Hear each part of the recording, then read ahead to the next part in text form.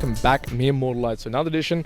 Mere Mortals Musings today, folks. Mere Mortals Musings. And today we're going to be talking about reputation by association. I love how that sounds. Yeah, it rolls off the tongue. Got one over here, Karen, on the other side of the corner here. Hey-oh. We are outside in South Bank. Beautiful sunny day. It's been raining a shit ton here in Brisbane. This last week, So it is wonderful that it is not raining this weekend. So we're loving that.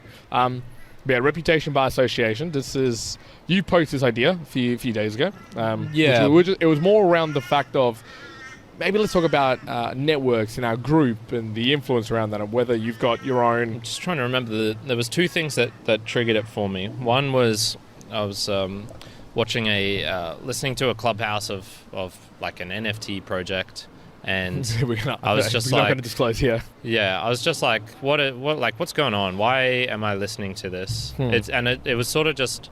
It was where you get like enough information about some separate different groups, and then you're like, why is that group interacting with that group? Like, that doesn't make sense, because in my mind, one of them's like more serious, they've got a plan, they're doing things, and the other's like my brother's friends from the latest episode. Let's do this thing. I'm going to be over here doing this. Oh, this next shiny thing's caught my eye. Exactly. So, and I'm just trying to like get in my head, like, what should I think about this now with this new information? Should I be judging them? Should I be not judging them? Should I use this? Should I not use this? Yeah, well, I wanted to probably get this one going down the path of a small, so the reputation by association, how accountable, how much ownership do you have of the groups, the networks that you go down to that then affect your reputation? Like, is there a slide? Like, sort of, is there extremes? Is there like just a black and white to it? So I guess that's how I was going down the path of it. Yeah. For me, my question around that was, how accountable are you to direct your own circles? Like, how accountable do you think you are to the circles or the groups or the people that you interact with to affect your reputation? Yeah, I think a lot. I would say if especially if you're spending large amounts of time, and there's a problem, I guess, with the internet, which is people can just assume like, oh, you're talking to this person and it's kind of friendly, you must spend a lot of time with them. Yep. This must be a reflection of you.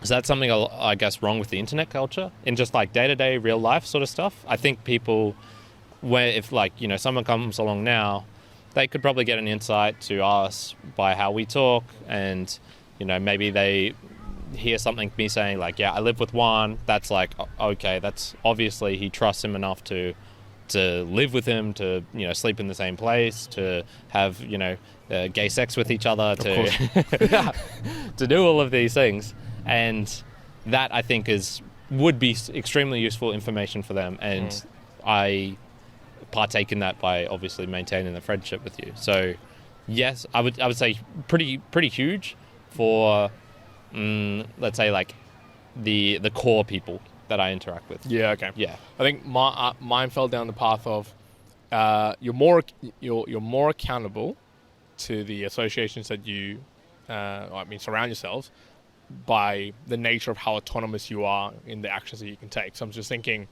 let's just say if you're a kid, if you're 12 years old and you go to, like, say, Would You Say Hi or a really terrible high school, you don't really have much choice in the matter. Like, you're getting sent there by somebody else. Like, it's not your decision. So you're not really autonomous to make that choice. So the reputation by association there it's not your fault. Like, if for some reason it's a really shit school or it's a really good school, it's probably not of your own doing. So you probably can have less accountability, and so probably in turn shouldn't be harshly judged by that as well.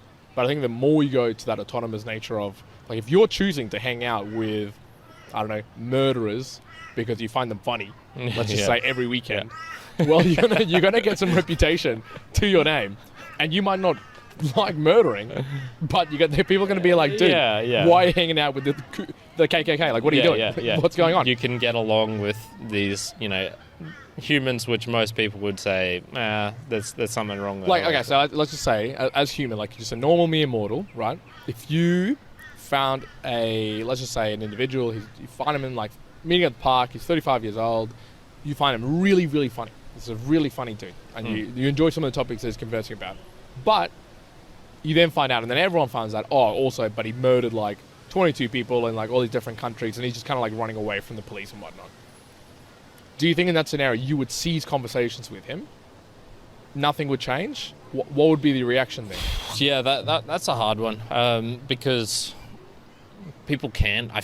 I want to believe that people can change. I want to believe.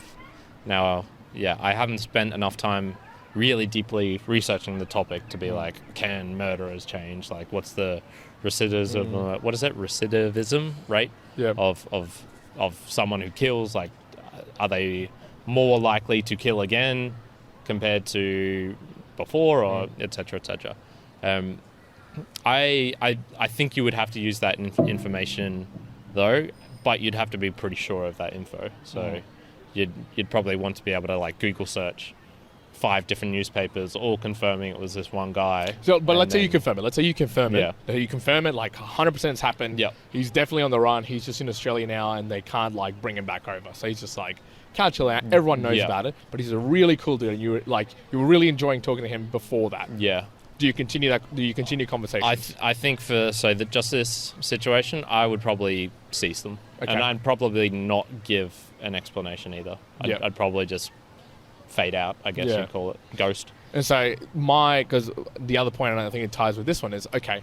Do you actually care about your reputation by association? Like, is it something that we should care about? So in that scenario, I guess if you'd go down the path of being like, no, just keep talking to him because he seems to be like a cool person. Fuck the reputation. Like, is it actually something we should all be caring about? Yeah, okay. So, but in my thinking there, my reluctance to continue it was not...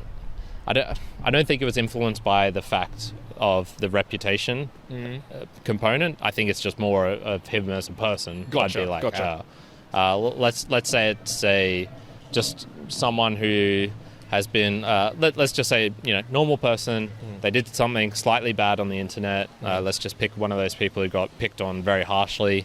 I think her name was Justine Sacco. She was the one who sent the tweet about Africans and getting AIDS and, I can't get it because I'm white, sort of thing. I don't remember exactly. Yeah. It's a real famous one. This girl, basically, she was just, average employee and pretty kind of average company, like middle sort of employee. Sent this tweet trying to be funny. Wasn't funny. Just, you could see her attempt at humor, but the joke itself wasn't funny. And then the crazy thing was she got on a plane and the shitstorm erupted whilst she was on the plane. And so, like, the Twitter mob got stirred up while she was on, like, a 13-hour flight to Africa. She lands, and, like, there's literally people taking photos of her as she's landing, blissfully unaware that her whole life has just been changed because she got fired from her job because, no one knew who she was before, and now millions of people on the internet have been viciously attacking her and etc. Now, if I met her, I think I would probably be comfortable with being like, she's a cool person, she did something wrong. The whole internet hates her, but I don't know, she seems all right to me. I think I'd be okay with that. Yeah, okay. That's sort of... I like to think I would. I've never...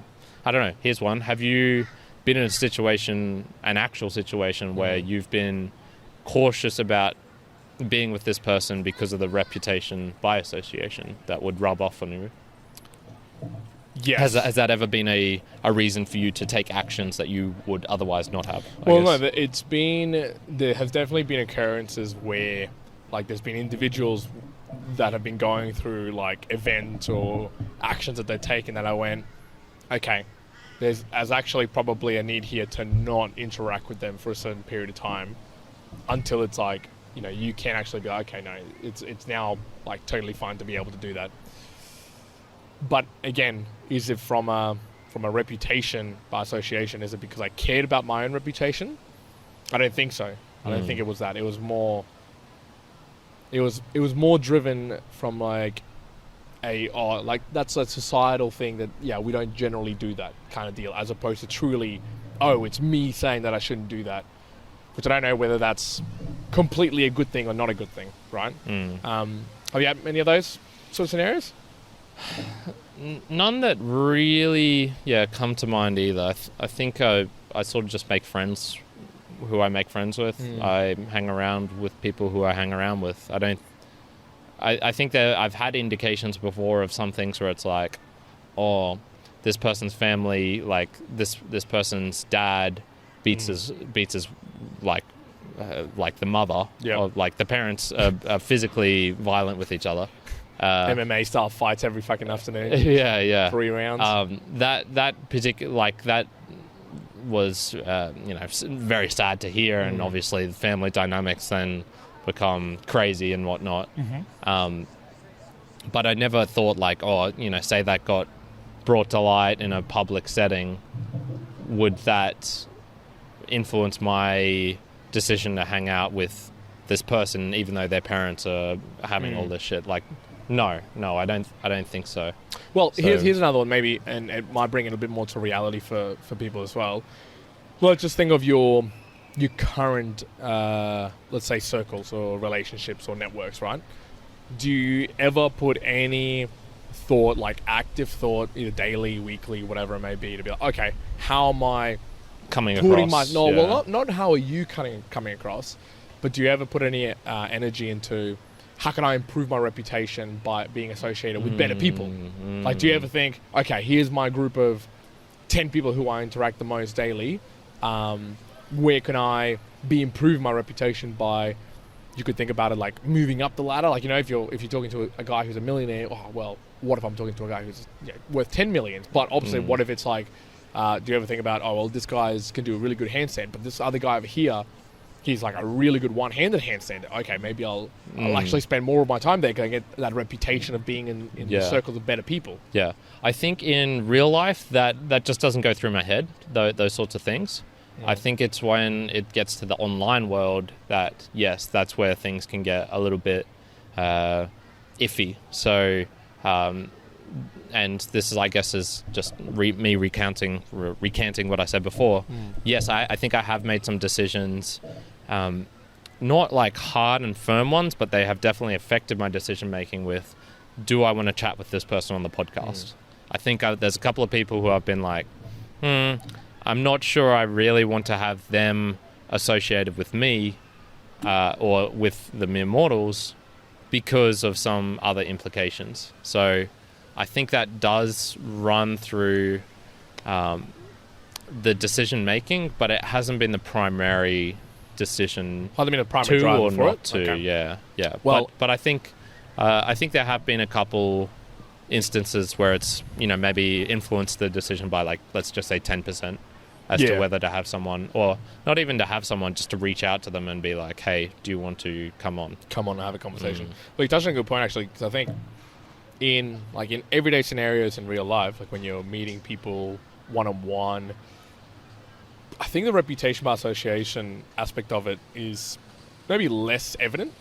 Yeah. Because if you truly, when you encounter with someone, and you normally don't know a lot about them, but if they seem like a cool person, you'll talk to them and you won't really care too much about the reputation side of things. It's until lots of information gets provided, and then you get, because it's not always immediate information or feedback that you get from the general society from that interaction. So even if someone's like, maybe a bit dodgy, but they're really cool, it's not actually until probably other group of people, other individuals actually say something for you to be like, okay, I can see how my reputation is being damaged. I don't think internally oneself, or at least I can't think of myself being like, so observant about it to be like, this is damaging my reputation. No, I'd have to be informed by someone else. And I think it's got, like, there's almost more information there in the sense that, let's say you're chatting with someone who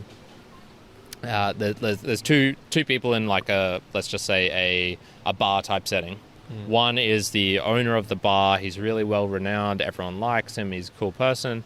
The other is a alcoholic customer who comes in, is abusive, but he's like right on that boundary point of getting kicked out and banned, but he's there.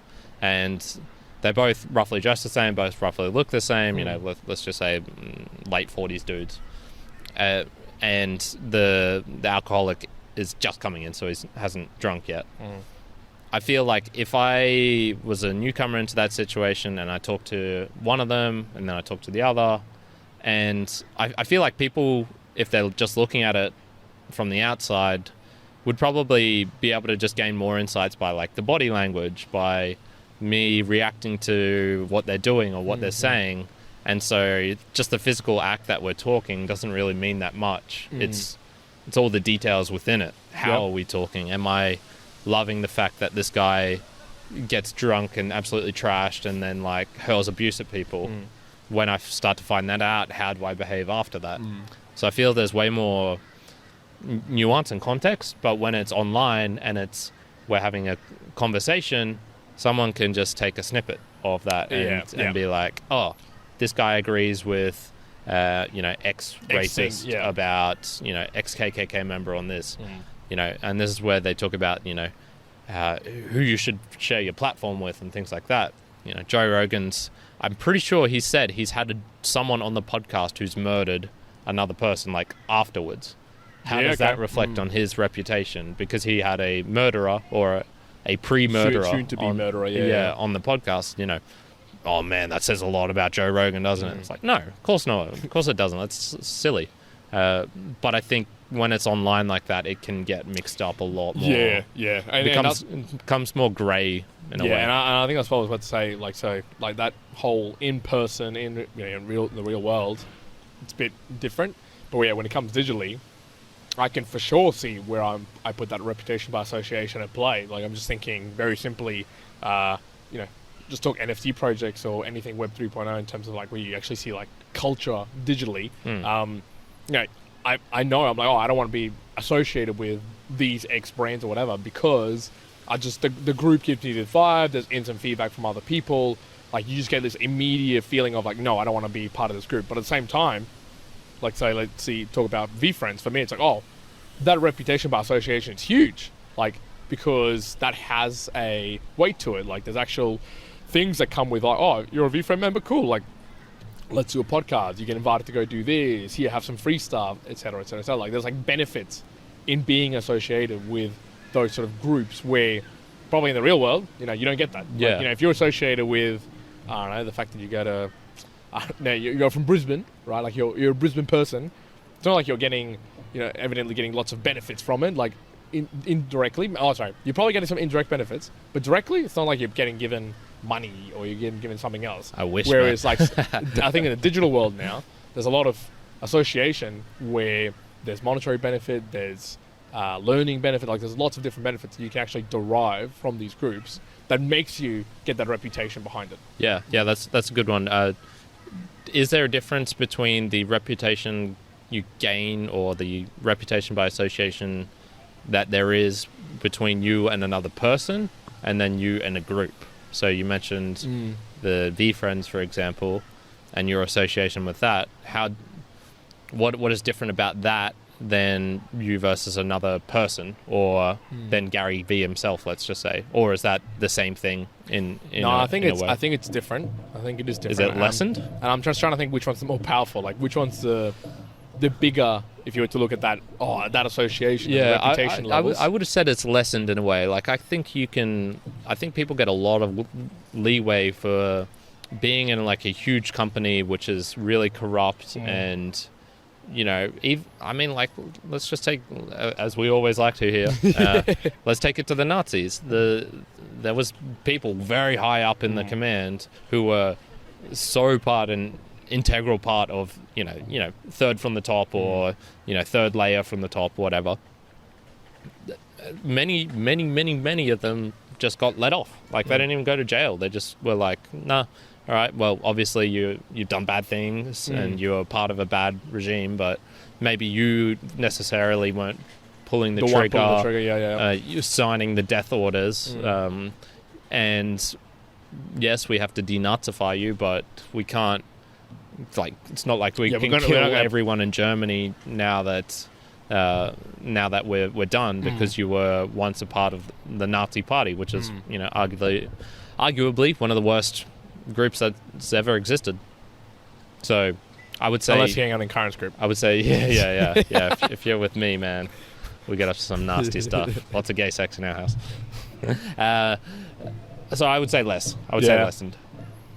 Yeah, okay. Yeah, I mean, from that explanation, I'd say so. I'd agree with that. I had a question for you around how do you think So looking at you, like if another group, just a random group, would come and see you, do you think that you would increase? Like, would they see you and be like, oh, if I was associated with Karen, that would increase my reputation? Or as an average, do you think as an average group of people, humanity as a whole, if another mere mortal encountered you, do you think that you'd be increasing the reputation, decreasing the reputation? What do you think on average?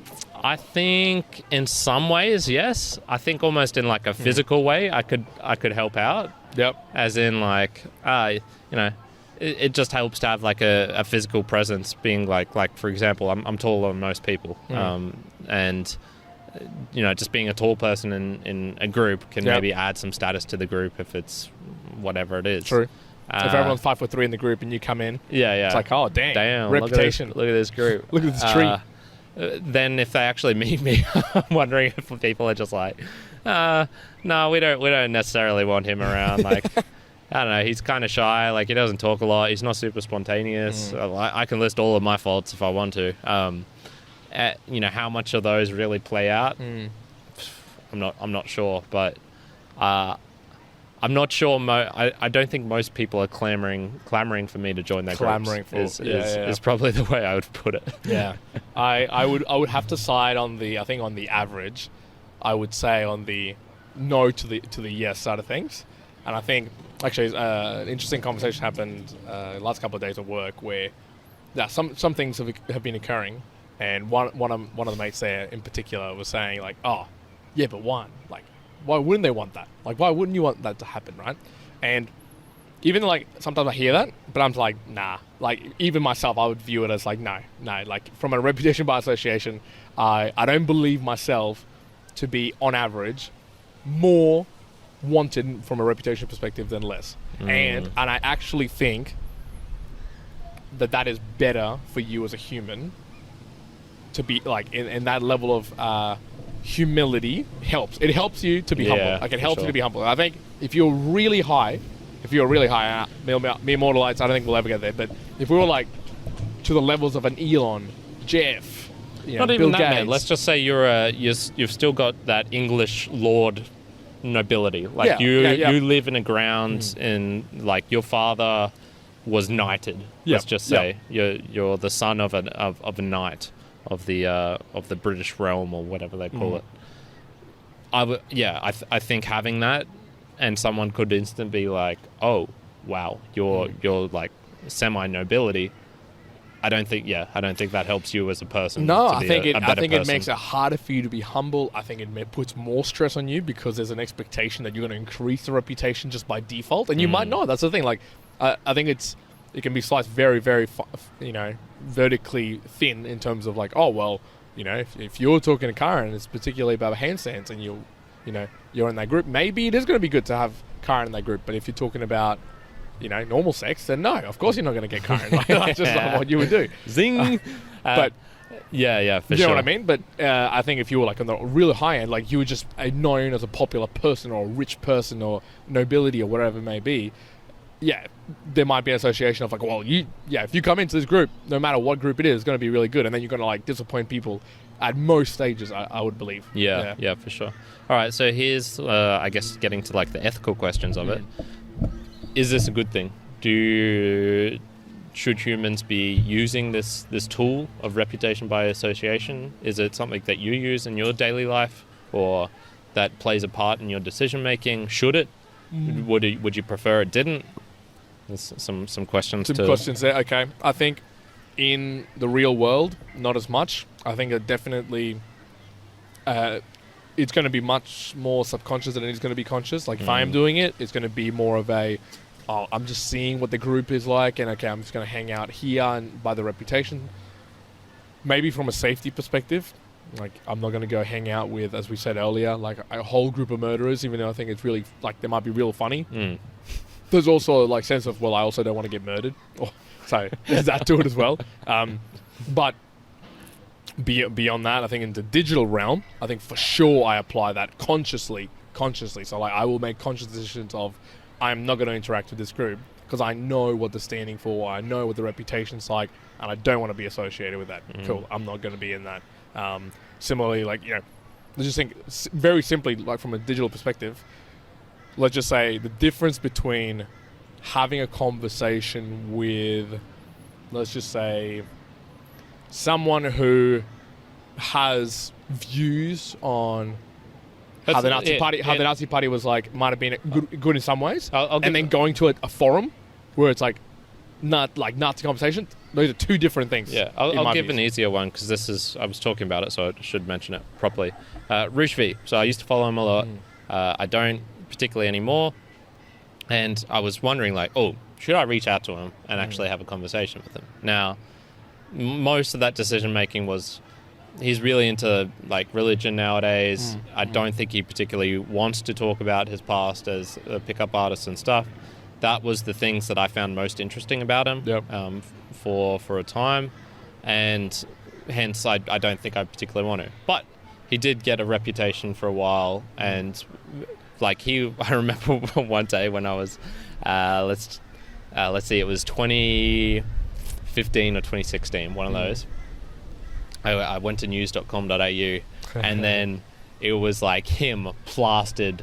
It was like him in the top 3 articles, like dangerous pickup artist, labeled as like loves the moniker, the name the Rape King, which was just like, whoa, what the fuck, where'd that come from? He's threatened to come to Australia and like pick up all our women or something like that. And it was just, that was one of the moments where I just went, wow, this was just so blatant for me of how bad the media is, because like they for sure like there was years of knowledge behind me knowing him as a person. Not the best person in the world, but he's not the Rape King either, people. But that was it played a slight decision part in the decision making of me, like do I want to be associated with a dude who did have some pretty like odious, a little bit gross, a little bit creepy things that he's written about and in the past. Sure. So that played a small part in that decision making for sure. Now back to the other questions though, like so, should we as mere mortals, should we as humans look to care? Should we care about reputation? You want me to take a stab at it? So I think definitely in the online world, it's at the moment useful, but potentially getting into the non-utility. So I think it's real useful now because you only get certain information when you're online. There's only so many things that you can look at. There's only so many groups you can join. You look at someone's Facebook page, and that is, for better or worse, a condensing which you don't get in real life. Yep. There's a dude over there on the phone. I can see so many things about him. I can look at like his clothes, the way he interacts, blah blah blah blah blah. The Facebook online page, you get almost zero. It'd be like 0.001% of that info. So I think online it actually is useful because of you get like to present maybe 6 things about yourself in the online space. Yep.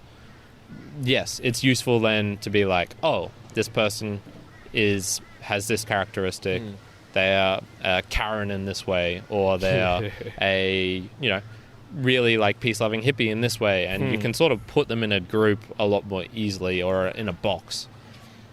In the real world, I don't think it's useful. I think it's harmful in a way. I think you're denying yourself opportunities if you immediately just go, I see that person interacting with that type of person. No, I don't care for them anymore. I don't want to do anything with them. I would. So I think like. And then whether it should be, like in the grand overall scheme of things, I mean, like, should men generally like women and women generally like men? It's like that sort of like metaphysical. It's more just like, it is. Rather than should it be. Yeah, my only other thoughts around it was the association being linked, maybe not so much to the groupings or the idea that we give to groups. So here, if you think reputation by association, I think the first thing that jumps to mind is friendship groups or ideas or ideologies or societies or culture or religions, etc. But maybe perhaps it's shifting the association to just the truth, like to like the data, like backed proof, the truth, the actual, the reality of it all, as opposed to any of the things which might be lies. So what I mean by that is, say you associate, so no matter what group you might be conversing about, again, down to the part, you might be talking to, in a Roosh V forum, or talking to Roosh, you might be talking to other people, but if you associate everything to like, oh no, but and like this is the truth of it all, as opposed to like the groupings, maybe it's like a different link, but then it doesn't actually matter who the hell you are if it's like based on absolute truth on whatever you've conversed about. So then you might be talking about a different topic with a murderer, let's say again, but it's completely backed by like truth and it's a reality and whatnot. Then I would see there'd be no harming your by association based on this conversation, because it's just that absolute truth to it. But I think that more digitally, I think in person though, you wouldn't be able to get away with like, oh well, you're around that human, so you're like already associated by that fact, even if you weren't conversing about anything that's related to that particular thing that might make it negative or positive or anything like that. Yeah. And the other, I guess, negative about using reputation by association is, you can't see when they have that choice and when they don't have that choice. They're in this school, but they didn't get to choose to go there. They are hanging around with these people, but probably a large part of that is due to them just living in the same house. That's their family. You don't really get a choice with family. Your family's your family. When it gets real bad, yes, you probably have to step away from your family and block them off. But that's a really hard thing to do. Like, you have to overcome a lot of evolutionary barriers to be able to do something like that. Yeah, because there can just be so much blanket statements as well when you throw people into a particular box and whatnot, just because it is easier. But the easier you do that, the more of that reputation just gets blanked out. So I just recently finished watching a docu-series on Netflix called Cocaine Cowboys, Kings of Miami, which is all about these two guys, I forget their name, but basically how they built this empire from like the 80s through to the 90s, and go through the whole series of how they got taken to jail and then they got out, blah, blah, blah, blah, blah. But then anytime anyone had like, and recently someone else had told me a story about how they were living in Miami and having a great time between, in all of the 1990s. And after watching that documentary, I was like, it just like, for me, I was like, oh, well, that's just a reputation by association of the whole of the Miami area. And it's like, wow, of course you must have been like part of all of this sort of like frivolity and craziness. Now, the reality is it might not be the case, but I've just thrown like a blanket thing over that area based on that information. So maybe as another additive to this, reputation by association, I think if you're going to put reputation, you're going to associate people and put some sort of reputation based on like information, I think try to go down a couple of layers further to not bias yourself to a whole blanket view. Because imagine if people just said like, oh, we're just podcasters. Like that, there is such an overwhelming amount of detail as to like the type of podcasters and what people talk about and whatnot that it's just like would be unreal. Similar thing. If let's just say we try to craft our videos quite well in terms of like, you've said like, we want to put out content in like 4K if you're going to be watching it on YouTube. The content's going to be trying to be as crisp as you can. And if people were like, oh yeah, the reputation of podcasters, they're trying to do that, dude, like that's not like the common thing. That doesn't happen all the time. So you'd have to go down a couple more granular levels to get a little bit more of the reality, and I think even to form any kind of realistic statement at all, or else you're just shooting in the breeze at that point. It gets so high. Gets too agreed. Yeah. Perfect. Music's come off to exit us out. Yeah, thank you very much for the music. Look, we're going to leave it at that, folks. Thank you very much for joining us for another edition of the Musings. Have you got any thoughts about reputation by association? Do you believe, mere mortalites out there, that your reputation increases when you tell people, I listen to the mere mortals? I think it does, man. I think it does. I think if you tell people, 100% I listen to the mere mortals, dude, first of all, they'll be like, you must be like a lad, the eminent human being. Yeah. To like tell them flawless. They must be flawless like me earlier on. But yeah, no, look, we'll slide out with the music going out behind us, folks. I hope you are having the most wonderful day, no matter where you are in the world. Associate with us in our Discord. Links in the bottom. Yes, correct. Immortalites, one out. Current out. One Punch Man.